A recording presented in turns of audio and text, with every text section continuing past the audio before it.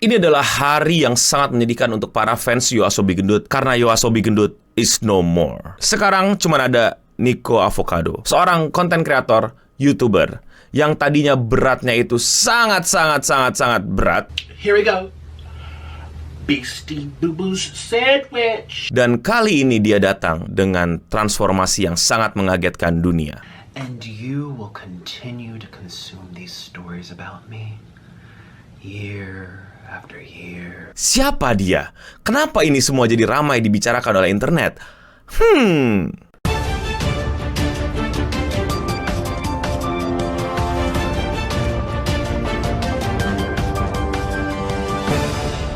Nico Avocado adalah konten kreator yang terkenal dengan konten-konten mukbangnya.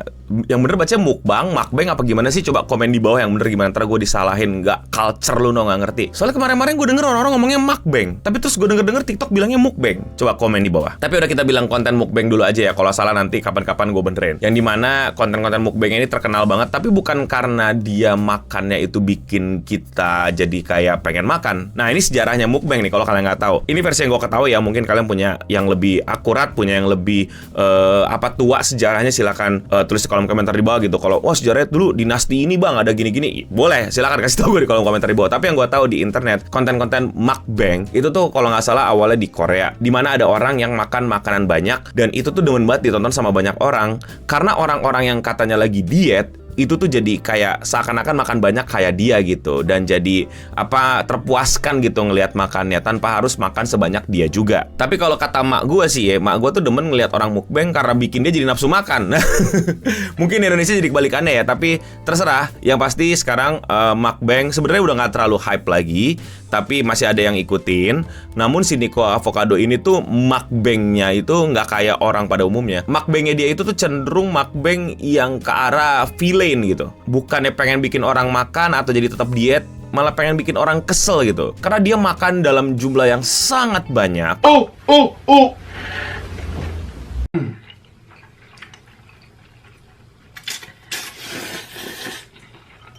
Udah gitu makannya jorok. Kalau buat gue jorok ya, gue nggak tahu, lu pada mungkin demen gitu ngeliat orang makan jorok. Kalau gue sih maaf ya, ngeliat makan orang jorok tuh agak-agak nggak tahu, maybe my pet peeve apa namanya sekarang ya, intinya kurang nyaman lah gue kalau ngeliat orang makan jorok, malah jadi nggak nafsu gitu. Dan kalau makan kadang-kadang suka drama, suka tiba-tiba berantem, suka tiba-tiba nangis, seriusan.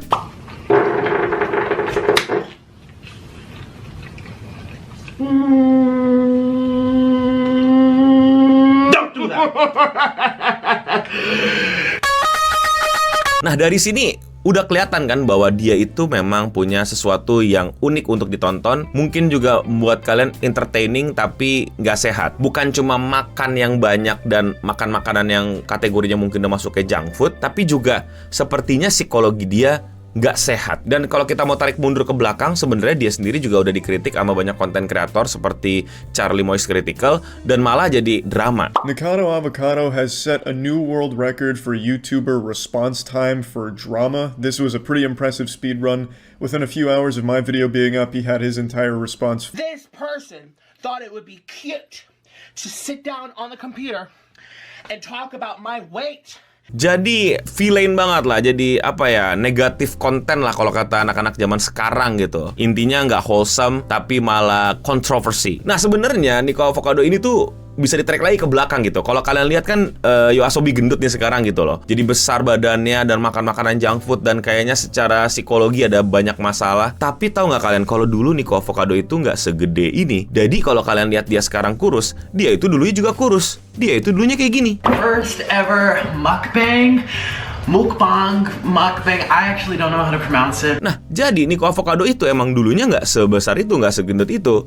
Dan bahkan dia sempat jadi vegan. Tapi ternyata ada beberapa arc dalam hidupnya yang membuat karakter development-nya itu ke arah yang villain. Salah satunya adalah arc di mana dia punya masalah sama teman-teman vegannya, sehingga dia kayaknya nggak mau lagi menjadi vegan dan mau makan apapun aja. Dan dari mau makan apapun aja, dari sini bisa kelihatan dia itu mulai tidak menjaga kesehatannya. Dan dengan konten-konten mukbangnya itu jadi core, dan dia makan terus tanpa tanpa menjaga kesehatannya, ya kelihatan lah ada pertambahan berat badan dan itu berlangsung selama bertahun-tahun. Dan dari situ akhirnya dia sangat-sangat tidak menjaga kesehatannya dan bahkan dia aja, gue nggak tahu ya ini true apa cuman gimmick atau gimana, tapi dia juga sering banyak gimmick nih buat gue kasih tahu aja ke kalian nih. Dia itu bahkan udah sampai kayak pakai alat bantuan pernafasan dan pakai motor buat jalan. Jadi kalau di Amerika buat kalian nggak tahu kan di sini kan motor-motoran biasanya buat bocil ya, main keliling mall gitu kan. Iya dari kita. Nah di Amerika itu ada loh motor ya, sewa jasa motor itu bener-bener buat orang yang kelebihan berat badan, yang sudah overweight, yang sudah obesity banget dan emang susah jalan. Jadi pakai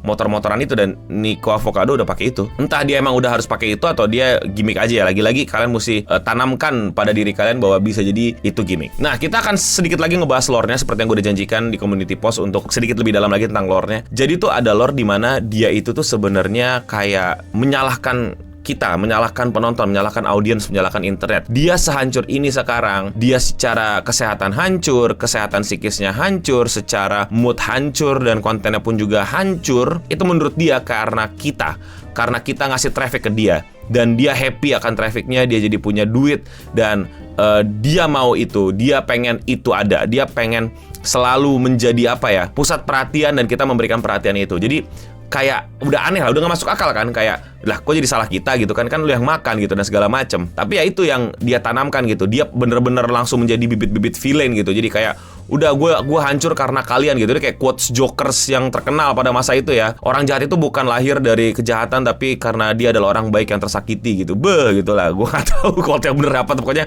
itu yang ramai di TikTokan kemarin. Tapi intinya dia nyalahin audiensnya, dia nyalahin internetnya karena ini yang mereka mau, ini yang mereka inginkan, yaitu dia menjadi kontroversi, dia menjadi drama, dia menjadi tidak sehat. Orang-orang nungguin dia makin sakit, bukan lagi pakai skuter tapi mungkin udah digotong pakai tandu, udah mungkin selama-lamanya mesti pakai tabung oksigen di belakang, dan mungkin beratnya mesti nambah 200 kg lagi dan lain-lain. Lu mau itu, gua lakuin itu, dan mungkin bahkan sampai dia mokat gitu. Orang-orang pengen nungguin dia mokat dalam keadaan yang paling tidak sehat untuk dirinya, dan benar-benar dia ya kasarnya memblame itu ke audiensnya. Ya namanya netizen kan, bukan cuma netizen di sini gitu yang cuman demen kontroversi, netizen sana juga demen. Akhirnya ya udah dibakar, bukan dibakar lagi, disiram bensin, disiram molotov, disiram ini lagi biar udah ayo lu makan gendut lu segala macem dan lain-lain. Jadi kayak pertarungan antara sosok konten kreator yang sangat tidak sehat dan menghancurkan dirinya, jadi kayak time bomb gitu loh, yang orang-orang emang nunggu meledaknya, yang dimana biasanya orang-orang menolak untuk itu terjadi pada dirinya, ini malah yaudah gua habisin sekalian nih gitu. Kurang lebih kayak gitu relasinya, dinamikanya antara dia dengan audiensnya, kalau kalian pengen tahu. Jadi udah sedikit paham ya kenapa orang-orang jadi kayak juga yaudahlah mampus aja lu segala macem, lebay kok jadi ngatain kita. Kurang lebih gue rasa frasa yang tepat seperti itu untuk menggambarkan dinamikanya, yang dimana kok jadi salahin kita, yaudah salahin aja lah lu gitu, lu sana gitu beluduk sekalian gitu, ngerti gak sih? Tapi ada juga mungkin yang dari dulu audiensnya itu yang emang juga udah nyumpahin dia, emang udah kesel sama dia. Yang intinya dia villain banget, orang-orang banyak mengkritik dia bahwa woi stop, ini yang orang-orang mau gitu. Lu makin hancur, lu makin depresi, lu makin makan banyak, lu makin gak sehat sama hidup lu makin besar badan lu semakin mendekati kematian dan jauh banget dari kebahagiaan dan lain-lain. Seakan-akan dunia pengen dia meleduk, dia mengiyakan itu. Beberapa orang mengkritik untuk stop, dan tiba-tiba itulah yang terjadi, yang dimana dia terus ngelakuin itu, tapi makin lama makin membosankan lah, kayak udah mulai irrelevant gitu. Orang-orang kayak mulai capek ngeliatinnya. Ya udah lalu dah. Tadinya pengen ditungguin banget kapan dia breakout lagi, kapan dia breakdown lagi. Breakout tuh kayak jerawat ya, nggak breakout, tapi kayak dia ngamuk di video lagi, dia tiba-tiba nangis lagi gitu. Orang nunggu tuh si Nico Avocado tuh menjadi makin hancur gitu. Dan itu kontennya gitu loh, itu entertainment yang ditunggu sama audiens yang emang juga udah mulai evil banget ini, villain ketemu evil lah. Dan sampai akhirnya di 2024 kita mendapatkan plot twist. Sebuah plot twist yang mungkin bisa disandingkan sama plot twistnya Maharaja, Old Boys, atau bahkan Zodiac Killer. Gue lebay. Tapi intinya adalah yang terjadi, Nico Avocado berubah. For as long as I tell the internet that I am the villain, stories that permeate. Waduh, kok tiba-tiba dia jadi kurus banget? Kok tiba-tiba dia gak meledak? Kok tiba-tiba dia gak Yoasobi gendut lagi? Ternyata dia selama ini hidup untuk berupaya lebih sehat lagi. Lo kok bisa bang, kok di video di 7 bulan lalu dia masih makan bang, masih ngamuk bang, masih gede badannya bang, dan lain-lain. Berarti cepet banget dong, berarti pakai segala macam dan lain-lain. Jawabannya adalah menurut dia enggak. Jadi selama ini, nah ini yang mungkin lu pada tuh suka terlalu mempercayai internet kalau kata gue, ngerti gak sih? Semua yang di internet itu bisa kalian curigai, bisa kalian skeptis dikit gitu loh. Karena banyak manipulasi terjadi dan sesimpel apa yang lu upload hari ini belum tentu di syuting kemarin. Jadi memang kalau kalian lihat di channel Niko Avocado, video terakhir dia itu 7 bulan yang lalu sebelum video transformasinya. Berarti lu pada langsung berpikir, wah berarti proses dia kurus 7 bulan. Enggak, proses dia kurus itu 2 tahun. Buat yang nggak ngerti, lu tuh bisa loh di YouTube syuting kayak gue tuh, kalau kalian nggak sadar, gue itu syuting biasa sehari 3-4 baru gue keluarin satu-satu. Makanya gue suka telat, makanya gue suka ngasih info yang beda dari orang-orang buru-buruan, karena biasanya memang ada kulturnya ya, dimana lu lagi rame di situ, lu syuting sekarang terus upload hari itu juga. Gue berusaha untuk bisa kayak gitu tapi nggak mampu. Gue udah cerita di berbagai macam kesempatan bahwa gue bukan news channel, gue nggak bisa buru-buruan secepat-cepat itu dan lain-lain. Si Niko, apa yang dia lakuin? Dia ya syuting selama dia masih Yoasobi gendut, dia syuting banyak konten dan diuploadnya dicicil, mungkin per 1 bulan 1, per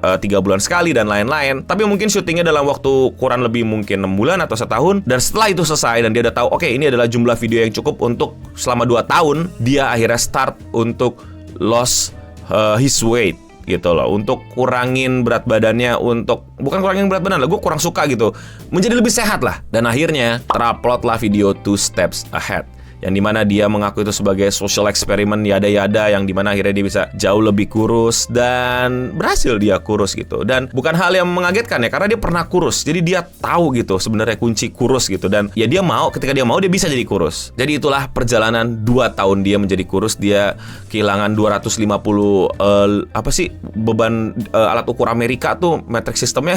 Ya pokoknya dia udah kurang 250, yang kalau dikilogramkan sekitar 110 kilogram kalau nggak salah ya. Dan itu menurut gua wah banget sih. Walaupun dia ada banyak drama di belakangnya ya dan lain-lainnya yang belum gua sebut di sini, tapi lu bisa turun 110 kilogram itu something banget. Gua sendiri pernah 120 kilogram, sekarang gua berada di 100 kilogram. Itu aja prosesnya mungkin 6 tahun 7 tahun, susah banget. Dan orang ini bisa mungkin diet ekstrim atau gimana lah, tapi dia berhasil. Wajar apa nggak 2 tahun? Gua nggak tahu. Gua bukan pakar kesehatan, gua bukan pakar nutrisionis. Mungkin teman-teman yang berada di bidang itu, di bidang kesehatan, mungkin bisa komen di bawah apakah itu wajar bisa 2 tahun dari sebesar itu sekarang jadi seucrit itu. Tapi yang pasti, he did it. Dia bisa sekurus itu, dia bisa ngasih tahu kalau dia udah 2 steps ahead kalau kata dia ya, bahwa dia mainin mind lu semua gitu. Kalau diam-diam dia ngurusin badannya dan tiba-tiba dia berhasil. Meanwhile beberapa bulan lalu kita masih ngeliat konten-konten dia yang gemuk dan suka teriak dan nangis dan menjadi Yoasobi gendut pada umumnya. Namun mulai banyak konspirasi. Seriusan. Jadi ini dia yang selama sebelum 2 tahun itu nyiapin konten masih gendut, terus tiba-tiba 2 tahun proses kurus, atau itu adalah dia yang 4 tahun lalu masih kurus, atau 10 tahun, 7 tahun lalu atau berapa tahun lalu dia bikin konten kayak gini, disiapin untuk ngasih tahu kok tiba-tiba dia kurus padahal dia sebenarnya masih gendut. Nah, konspirasi itu kan bisa jadi kan, masuk akal kan, manipulasi internet juga bisa terjadi kan, yang tahu cuma dia doang dan orang-orang yang berada di sekitar dia. Inilah pentingnya lu membaca buku gua gitu tentang hyper realita gitu, bahwa seakan-akan dia upload hari ini itu adalah kondisi dia hari ini. Lu juga gak tahu kan, jangan-jangan gue syuting ini 6 tahun yang lalu baru gue upload sekarang kan. Who knows, gak ada yang tahu ya. Sebenarnya bodoh sih kalau lu bilangin 6 tahun, karena kan kontennya atau temanya adalah tema yang gak jauh-jauh dari hari ini. Jadi susah dimanipulasinya ya. AI ya, again, sekarang mulai banyak orang itu malah jadi curiga, ini beneran dia kurusin badan atau ini dia yang dulu tapi dia udah ngerekam dirinya. But again, kalau misalnya yang bener terjadi adalah dia berhasil kurus sekarang, ya kudos for him lah. Dia bisa nyahatin dirinya dan mungkin malah bisa menjadi sebuah pertanda gitu buat teman-teman yang mungkin mengglorifikasi tentang ketidaksehatan, bahwa ini orang aja yang menjadi ikon sangat tidak sehat di internet itu berhasil untuk bisa menjadi jauh lebih sehat, atau bahkan sedikit demi sedikit dicicil dengan proses yang cukup panjang untuk jauh lebih sehat. Kalau memang begitu kebenarannya ya salut dong, kita harus apresiasi itu dong. Kasarnya Niko Avocado ngeledekin lu penonton, ngeledekin lu pada ya, yang teriak-teriak dia gendut gak sehat hidupnya dan lain-lain. Sekarang dia jauh lebih sehat, sekarang dia udah bisa nurunin berat badannya. Lu gimana yang kemarin-kemarin ngatain dia udah turun berat badan lu, udah lebih sehat lu, udah jogging lu, udah mulai nge-gym lu? Kagak, bacot doang kan lu, komentar doang dengan akun anonim, dengan tidak ada muka dan tidak ada identitas. Meanwhile Niko Avocado berhasil. Sekarang lu mau menjadi villain berikutnya, atau lu mau berhasil kayak Niko Avocado? Mumpung lu belum separah dia. Dia gendut gede masih ngasilin duit, lu ngasilin apa? Ngasilin komentar. Tapi kalau menurut kalian bagaimana? komen di bawah. Kalau kalian suka sama pembahasan lore internet kayak gini dan kalian mau support gue, jangan lupa klik tombol subscribe di bawah. Dan sekian seputar internet untuk episode kali ini. Gue Bening pamit undur diri dan untuk kita semua, stay clean and